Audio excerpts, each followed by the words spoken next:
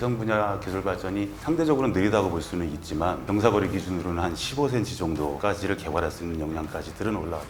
저희 채널을 통해서 인하대학교하고 하나시스템 플렉스웰 스페이스가 인연을 맺기도 했어요. 해상도 말씀하셨습니다만 사실은 해상도하고 밀접한 관련이 있는 것 중에 하나 파워거든요. 하나시스템의 플렉스웰 스페이스가 여기에 도전장을 내고 큐브 위성으로서는 그렇게 한 시도가 없고 이러기 때문에 우리가 또 한번 개발해보자 하고 저희도 좀 중매를 좀 서주셨습니다. 오늘 이 자리가 그런 자리 아닌가요?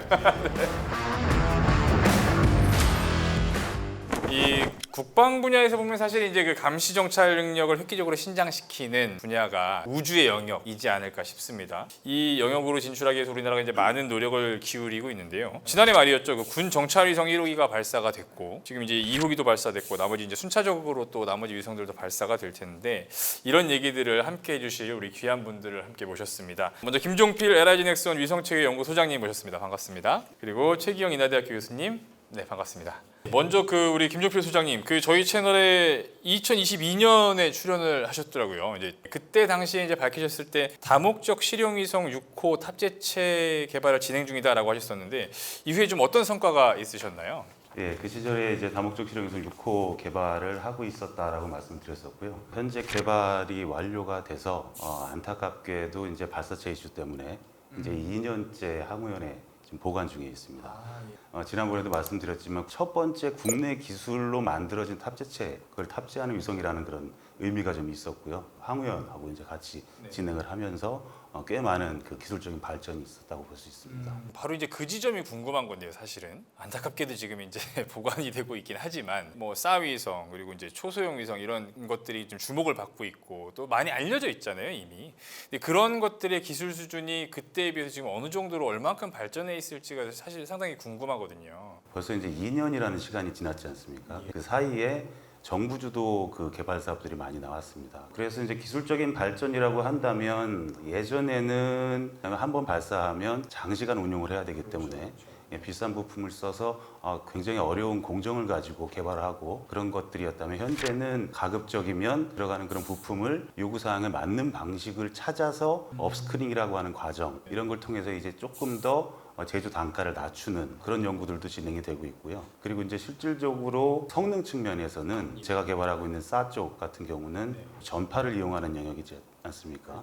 그러다 보니까 이제 그 ITU라고 하는 데서 정의하고 있는 합법적인 범위 내에서 쓸 수 있는 최대의 해상도를 낼 수 있는 정도까지는 개발 역량들이 올라와 있다고 볼 수 있습니다. 그 경사거리 기준으로는 한 15cm 정도 까지를 개발할 수 있는 역량까지들은 올라왔다고 볼 수 있습니다. 15cm요? 뭐 저는 한 30cm 정도 알고 있었는데 그게 아니군요. 이제 해상도를 정의하는 게 여러 가지가 있는데요. 실질적으로 땅에 있는 거를 이제 그라운드 해상도로 비교를 한다면 이제 경사 각 곱하기 사인 세타, 코사인 세타 이런 것들 좀 해서 조금 낮아집니다. 그렇지만 이제 경사 거리 기준의 해상도로 이제 따진다면 그 정도라고 볼 수 있습니다. 최근 기사들을 좀 살펴보다 보니까 그 미국의 팔란티어 테크놀로지 업무 협약을 또 회사에서 체결을 해서 빅데이터를 우주 분야에 활용한다 뭐 이런 얘기를 좀 이제 전해 들었어요. 빅데이터를 우주 분야에 어떻게 연결을 해서 이렇게 하신다는 건지 좀 소개를 해주시면 좋을 것 같아요. 기본적으로는 그 위성이라는 걸 개발하는 것도 위성 개발 자체의 의미가 있을 수도 있겠지만 궁극적으로는 어떤 목적에 활용을 하기 위해서 개발을 하는 거라고 볼 수 있습니다. 그러다 보면 과거의 그 영상 자체를 찍어서 영상으로 만드는 것 자체에 의미를 뒀다면 이제는 그 영상 속에 숨어 있는 여러 가지 인포메이션들을 뽑아서 활용하는 기술들. 예를 들면 동일한 지역을 찍은 사진 2장을 놓고 시간에 따른 어떤 변화가 있는지 또 어떤 영상을 찍었을 때 실질적으로 해상도가 높다고 해도 그것이 그것인지를 구별하는 것은 사실 조금 다른 얘기입니다. 그래서 이제 그런 것들을 판독을 조금 더 자동적으로 이것이 무엇이다, 이것이 탱크다, 이것은 그냥 궤도 차량이다, 뭐 이런 것들을 구별하게 하는 그런 기술들, 이런 것들을 이제 빅데이터화해서 도와주는 그런 역할을 이제 하려고 하고 있는 그런 단계에 있습니다. 탑재체 자체의 능력을 신장시키기보다는 이제 지상체에서 이제 정보를 받아서 빨리 분석해내고 찾아내고 이렇게 추이를 감지해내고 그런 영역에서 이제 빅데이터를 활용하시겠다는 말씀이시군요. 기업의 입장에서 사실 인력과 시스템을 구축하고 늘리는 거, 진정성은 이런 데서 나오는 거잖아요. 업계에서 이렇게 좀 인력을 쭉 투자할 수 있었던 것은 옆에 계신 우리 최 교수님 같은 학계에서의 훌륭한 인재 양성에 좀 있지 않을까. 인재 양성도 하고 연구도 좀 진행을 하고 계시잖아요. 이제 내년에 발사될 누리호 4차 위성에 큐브 위성을 탑재할 준비를 지금 하고 계시잖아요. 두루마리 형태의 태양 전지를 이용하는 탑재체로 알고 있는데 지금 진행 단계가 어떻게 좀 되고 계시나요? 내년 11월 누리호 4차 발사 때 이제 들어가는데 개발하다 보면 아까 항공기도 마찬가지지만 이제 개발이 처음 이제 개념 설계에서부터 시작해서 이제 PDR, CDR 이런 과정을 거치고 그다음에 TRL 해서 이제 테스트 레디니스 리뷰 이렇게 하는데 이제는 모든 팀들이 CDR 마치고 CDR 마쳤다고 하면 이제 본격 제작에 들어가 있는 겁니다. 그래서 외주하고 제작에 들어가 있는 단계고 TRL이 원래 계획은 한 11월인데 아마 연말이나 내년 초 이런 초에 TRL을 하게 되면 이제 우주 환경에서 진동 시험도 하고 고온 저온 내리고 진공 시험도 하고 했는데 저희는 지금 이제 외주품들 발주내고 그다음에 내부에서 또 만드는 이제 보드들 설계하고 그 받아서 시험하고 또 소프트웨어 개발하고 그런 작업을 한참 진행하고 있습니다. 사실은 좀 다 스케줄이 그렇지만 늦어지고 있어서 걱정인데 그 늦어지고 있는 것이 우리가 하면 뭐 오히려 진짜 밤새고라도 하면 좀 당길 수 있을 것 같은데 특히 우주 부품들은 업체들이 많지 않고 이러기 때문에 그리고 유럽하고 일을 해보면 굉장히 느려요 이게. 발주한 지가 언젠데. 맞습니다. 이게 아직도.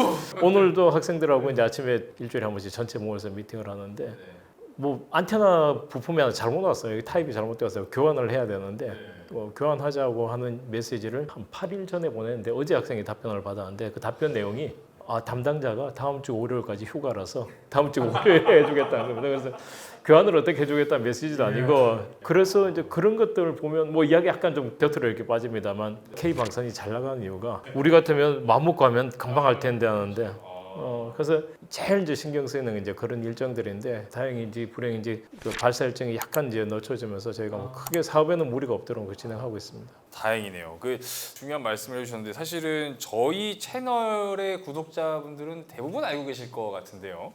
저희 채널을 통해서 이 인하대학교하고 또 하나시스템 플렉스일 스페이스가 인연을 맺기도 했어요. 지금 말씀하신 그 외국의 업체와의 겪는 그런 어려움은 일부분 해소될 수 있지 않을까 이제 그런 기대도 좀 되는데 어떻게 좀 협력이 되고 계시는 거죠? 우리 지구가 지금 뭐 전력난을 겪고 있는 것처럼 우주에서도 제일 사실 어려운 것 중에 하나가 어떻게 전기를 충분히 공급받을 수 있을 것이냐 하는 겁니다. 아까 해상도 말씀하셨습니다만 사실은 해상도하고 밀접한 관련이 있는 것 중에 하나 파워거든요. 우주에서의 해양 전지가 사실은 인공위성에서의 성능, 지속적인 성능에 굉장히 큰 영향을 미치는데 아까 제가 말씀드린 수급이 늦어지는 것 중에 부품 중에 제일 큰 것 중에 하나가 태양전지. 이 조그만 큐브 위성도 우주급으로 나간 태양전지를 공급받는 것들이 여기는 병목이 걸려 있는데 하나시스템의 플렉스 스페이스가 여기에 도전장을 내고 기존의 플레이어들하고는 또 다른 수준의 태양전지를 공급하겠다 해서 이제 우리가 시도를 하고 있는데 이게 또 우주에 가서 테스트하는 건 또 다르지 않습니까? 그죠? 그래서 플렉스 스페이스는 그런 플랫폼이 필요했고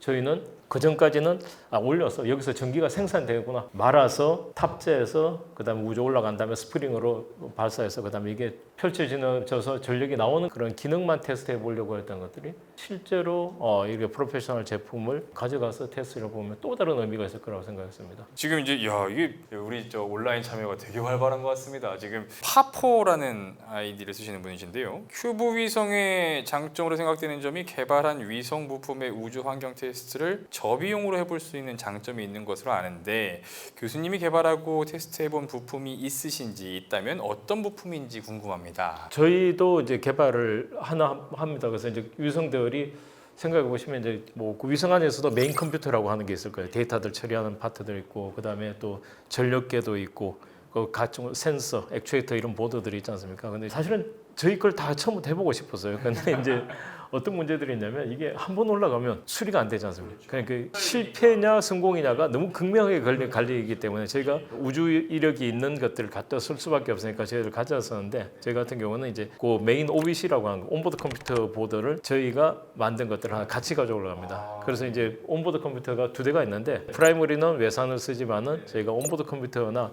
주변 장치, 예를 들면 아까 이제 태양전지를 컨트롤하는 그런 파트, 이 스프링을 가지고 있다가 튀어나오게 하고 그다음에 아날로그 센서들 데이터 받고 이런 부차적인 것, 리던던시로 가져가는 구조에서는 저희 걸 사용하는데 두 번째 저희가 기회가 얻어진다면 1차 경험을 바탕으로 해서 들어갈 때고 지금 국내에 이런 큐브 위성들을 가지고 있는 부품들을 만드는 업체들도 많이 늘어나고 있습니다. 그 저희도 좀 중매를 좀 서주셨으면 감사드립니다. 아, 오늘 이 자리가 그런 자리 아닌가요?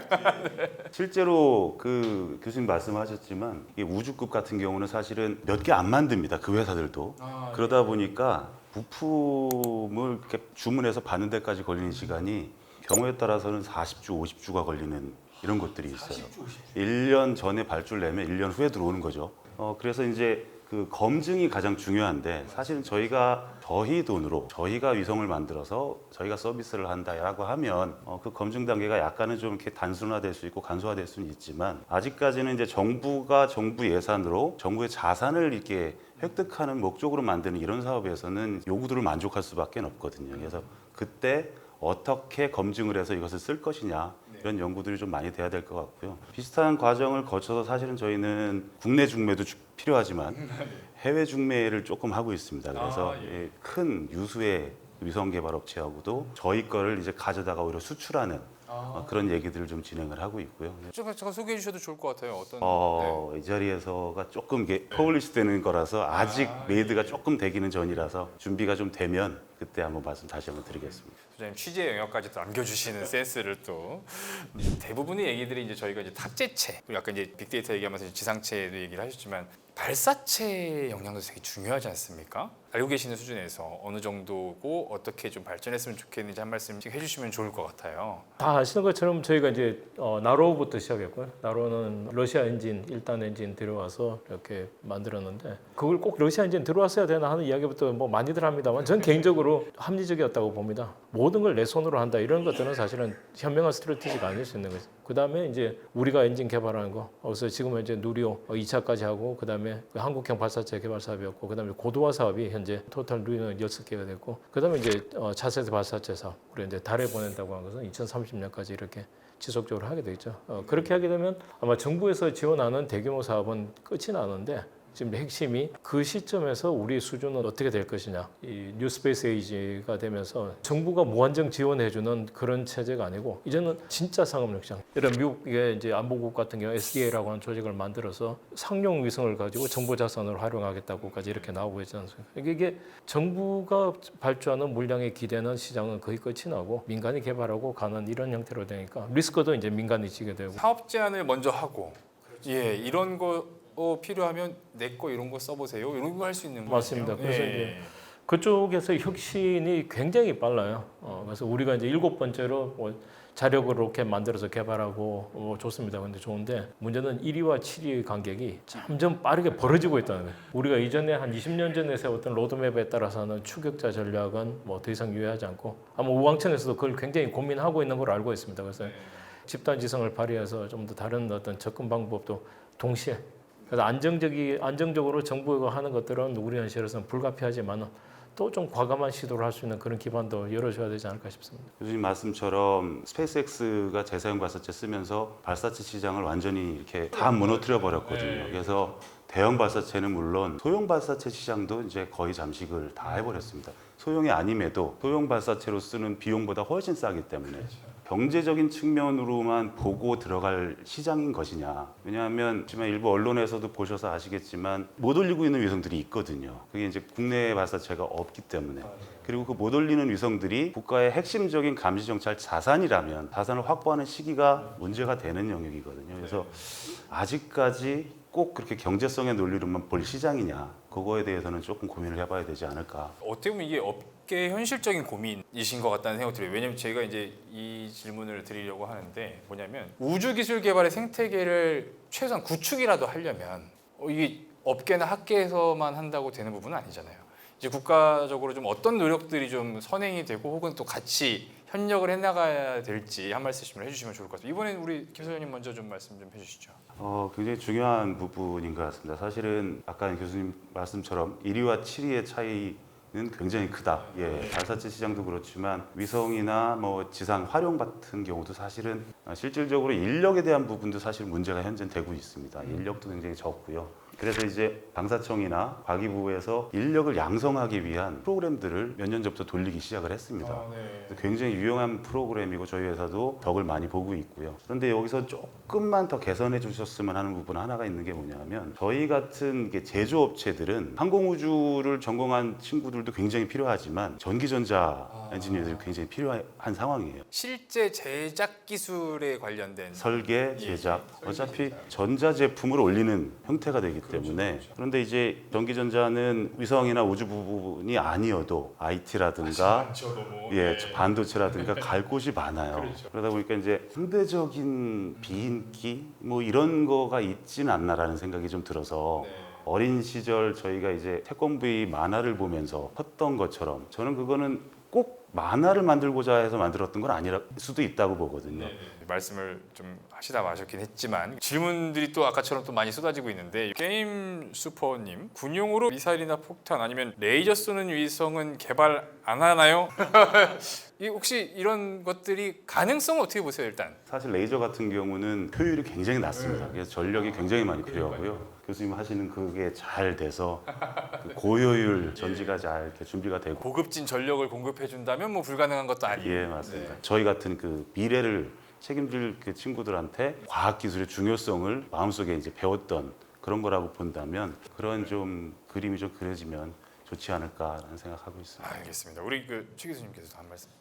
소장님도 그렇지만 저도 좀 희망적으로 봅니다. 위성을 개발하면서 매일매일 우리 학생들 수준이 올라가고 있는 게 느껴지고 그래서 이제 인력들도 착실하게 크고 있고 이제 아까 저 큐브 위성 올린다고 했는데 사실 유럽에 있는 조그만 나라들 가게 되면 우리보다 인구 훨씬 적은데도 우주를 하는데 그 나라들이 A부터 Z까지는 다 하진 않거든요. 우리도 그런 강소형 기업들이 많이 있으면 좋겠는데 문제는 그걸 하려면 생태계를 안정적으로 가야 되고 그 안정적인 생태계는 결국은 정부가 우리 현실을 도와줄 수밖에 없는데 정부가 할 수 있는 것은 제가 볼 때는 굉장히 장기 수요를 10년, 20년 동안 정부는 어느 정도의 위성들 또는 10년 발사체까지도 이 수요를 아주 안정적이고 점진적으로 이렇게 늘어날 수 있도록 보장을 해준다면 기업은 그게 맞춰서 투자를 하겠죠. 되게 중요한 지점을 말씀을 해주신 것 같은데 그 안정적인 수요를 예측하고 적절한 아주 집중적인 그런 지원들이 좀 지속돼야 될 것 같다는 생각이 들고 이제 플로어의 질문을 좀 혹시 우주 관련된 네. 안녕하세요. 저는 김민석이라고 하고요. 초소형 위성에 대해서 좀 궁금한 게 있어서 질문드립니다. 말씀해주신 대로 초소형 위성이 수명이 2, 3년 정도 짧아서 2, 3년마다 새로 쏴야 되니까 지속적으로 성능 개량을 해가지고 이렇게 할 수 있는지. 근데 지금까지 위성 우리나라가 쓴 거 보면 한 번 만드는데 시간이 오래 걸려가지고 이렇게 안 쉬면서 계속 성능 개량하면서 바꾸고 가는 그런 시스템이 우리가 만들어갈 수 있는지 궁금합니다. 그게 이제 지금의 방식 같아요. 그리고 아시는 것처럼 스타링크도 계속해서 버전 업들이 되거든요. 이 개념 자체가 오히려 그렇게 소모성을 만들어 버리는 게 더 낫더라고 하는 거죠. 물론 이제 우리 레졸루션이라고 하는 것은 물리적인 법칙하고 관계 있으니까 이걸 무한정해서 우리가 레졸루션을 올릴 수는 없습니다만 우리 물리적인 한계 내에서 볼 수 있는 최대한까지 올린다. 그럼 이제 효율의 문제인데 그런 것들은 아무리 기술의 진보하고 같이 따라서 갈 수 있으니까 당연히 2, 3년마다 올라가면 이전보다 조금이라도 수명이 늘어나고 또 2, 3년 전에 했던 고장이 왜 발생하는가 하는 원인을 찾으면 부품이나 이런 것도 조금 안정되고 그래서 점진적으로 계속해서 쓰고 있는데 한 번 구축이 되고 나면 그 다음에 이제 부품 하나씩 바꾸는 그런 개념으로 발전할 겁니다. 그 첨언 좀 드리겠습니다. 그 사실은 저희 돈으로 우리가 만들 경우에는 아무 제약이 없고 하고 싶은 능력까지 다 이제 개발을 하고요. 일반적으로 아까 이제 말씀드렸던 그 중형 위성들, 다목적 위성들 같은 경우는 설계 수명 5에서 6년을 이제 봅니다. 그 얘기는 뭐냐면 발사할 때쯤 되면 다음 프로젝트가 시작을 해야 돼요. 보통 한 5년 정도 개발을 하기 때문에. 그러면 그 전에 그건 어떻게 개발할지를 기획을 합니다. 지금은 이러니까 다음은 어떠한 성능을 갖는 위성이 필요하겠다. 말씀하신 것처럼 이제 초소형 위성 같은 것이 수명이 3년이기 때문에 그러면 발사하기 전 3년 전에 후속 사업이 이제 가기 시작을 해야 될 것이고요. 그 전에 우리 후속 사업은 어떤 성능을 가져야 되겠다라는 기획 연구들을 하게 되겠습니다. 그 기획 연구 속에 그 정부가 요구하는 목적하는 해상도 그게 이제 더 증가가 필요할 경우도 있고 성능 증가가 당연히 있을 수도 있다라고 저는 이제 보고 있습니다. 사실 이제 제가 우주나 무인 체계 이런 것들 뭐 질문을 하려고 먼저 공부를 막 했거든요. 근데 하다 보면 가장 중요하다라고 느끼는 부분이 이제 자세 제어였습니다. 이 자세 제어의 기본은 사실은 내가 어디 있는지 아는 거잖아요. 그래서 우리가 오늘 나눈 얘기의 중심에 바로 이제 우리가 어디에 있는지를 아는 그런 얘기가 좀 핵심이었지 않나 싶습니다. 그리고 우리가 지금 그려나가는 그 모습들이 아주 가까운 미래에는 현실이 됐으면 좋겠다 라는 생각을 오늘 해보는 귀한 자리가 아니었나 싶습니다. 우리 다 같이 인사하면서 라이브 방송을 마치도록 하겠습니다. 오늘 말씀 감사합니다. 네. 자.